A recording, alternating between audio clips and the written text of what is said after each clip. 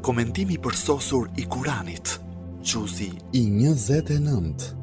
Surja El Ma'arij, ajetet nga 8 deri te ajeti 18.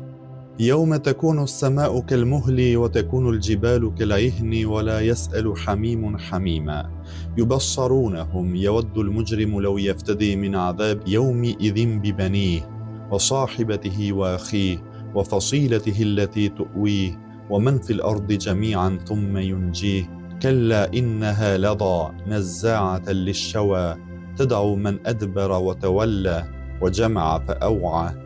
Atë ditë qielli do të bëhet si llumi I vajit, e malet do të bëhen si lesh I shprishur, shoku do të pyes për shokun edhe pse do të vihen të shohin njëri tjetrin. Për të liruar veten nga dënimi I asaj dite, fajtori do të sakrifikonte me gjithë qej fëmijët e vet, edhe gruan, edhe vllain e vet, edhe farefisin që I gjendej pranë në jetën e tokës, si dhe të gjithë ata që gjenden në faqe të tokës nëse kjo do të mund ta shpëtonte. Por jo, fajtori do të hidhet në zjarr, ai është zjarr flakrues, që e shkull dhe e djeg krejtësisht skalpin e kokës. Ai thret çdo që I ka kthyer shpinën e I është larguar besimit dhe që ka grumbulluar pasuri dhe e ka fshehur. Komentimi.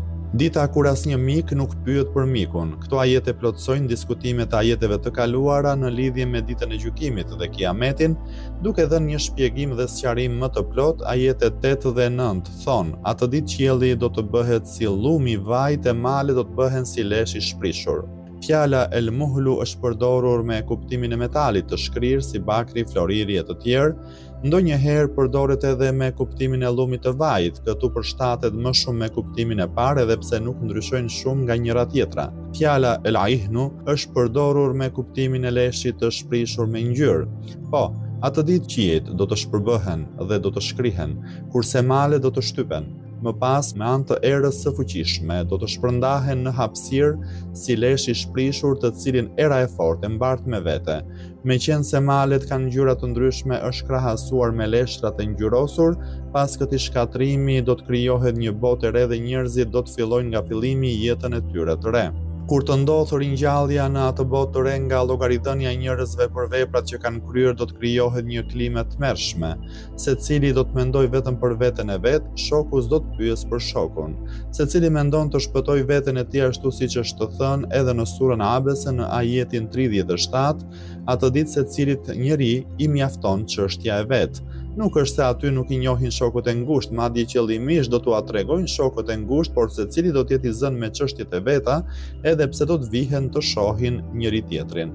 Pra paniku dhe trishtimi atë ditë është aq I madh sa që nuk ka se si të mendosh për tjetrin. Në vazhdim të përshkrimit të asaj skene të tmerrshme, ajeti shton për të liruar veten nga dënimi I asaj dite, fajtori do të sakrifikonte me gjithë qejf fëmijët e vet. Jo vetëm fëmijët e vet, por edhe bashkëshorten, edhe vllain e vet. Ajeti thot edhe gruan, edhe vllain e vet. Po ashtu për të shpëtuar nga I dënim është gati të sakrifikoj edhe familjen, edhe farefisin dhe çdo që e pati përkrahur. Ajeti thot edhe farefisin që I gjendej pranë në jetën e tokës. Të gjithë njerëzit që jetojnë në tokën e kësaj bote është gati t'i sakrifikoj vetëm që të gjejë shpëtim për veten. Ajeti shton si dhe të gjithë ata që gjenden në faqe të tokës nëse kjo do të mund ta shpëtonte. Atë ditë dënimi I Allahut do të jetë aq I tmerrshëm sa që njeriu për të shpëtuar veten e tij është I gatshëm të sakrifikojë njerëzit më të dashur të kësaj bote, përfshir fëmijët, vëllezërit, gruan, farefisin dhe shokët e ngushtë. Nuk mjaftohet vetëm me kaq, por madje dëshiron t'i sakrifikojë të gjithë njerëzit që gjenden në faqen e kësaj toke. Fjala yawaddu rrjedh nga fjala uddun dhe është përdorur me kuptimin e pëlqimit të shoqëruar me dëshirën. Sipas Ragibit, kjo fjalë përdoret në secilën prej këtyre dy kuptimeve. Fjala yeftadi rrjedh nga fjala el-feda dhe është përdorur me kuptimin e mbrojtjes së vetes nga fatkeqësitë dhe problemet me anë të flijimit të një gjëje. Fjala el-fesilatu është përdorur me kuptimin e familjes dhe të farefisit të cilëve u përket njeriu. Fjala tuwi rrjedh nga fjala el-iwa dhe është përdorur me kuptimin e bashkimit të një gjëje me një gjë tjetër, më pas është përdorur edhe në kuptimin e ofrimit të mbështetjes. Disa komentues të Kuranit pohojnë se fjala thumme në si fjalin thumme yunji, nëse kjo do të mund të shpëtonte, e bën të qartë se ata e dinin që këto sakrifica janë pothuajse të pa efektshme, sepse fjala thumme zakonisht përdoret për të treguar një veprim të ngadaltë dhe të largët. por duke u përgjigjur gjithë këtyre dëshirave dhe shpresave, ajeti thotë se kurrë nuk do të jetë kështu që nuk do të pranohet asnjë shpagim dhe shfaqsim, por jo, fajtori do të hidhet në zjarr, ai është zjarr flakërues që e shkul dhe djeg krejtësisht skalpin e kokës. Fjala lëdha do të thotë flakë e pastër e zjarrit. Këtë kuptim ka edhe njëri nga emrat e xhehenemit, edhe në këto ajete ka gjasa që kjo fjalë të përdoret me të dy kuptimet. Kurse fjala në zaatun është përdorur në kuptimin e diçkaje që ndan në mënyrë të përsëritur, fjala shawa do të thotë ana e diçkaje si dora, këmba dhe dy anët e trupit, ndërkohë është përdorur edhe në kuptimin e pjekjes së mishit, por këtu është përdorur me kuptimin e parë sepse dihet që zjarri në fillim ndjeg anët dhe sipërfaqen e diçkaje dhe pastaj të tërën. Disa komentues të ajeteve kuranore në rastin konkret fjalën shawa e kanë interpretuar si lëkura e trupit, komentues të tjerë si lëkura e kohës, kurse një grup tjetër si mishin e nyjes së këmbës.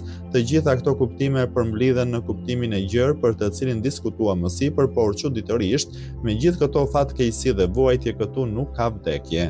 Më pas ajetet 17-18 përmendin njerëz janë të përfshirë nga ky zjarr, ai thret këdo që i ka kthyer shpinën e i është larguar besimi dhe që ka grumbulluar pasuri dhe e ka fshehur.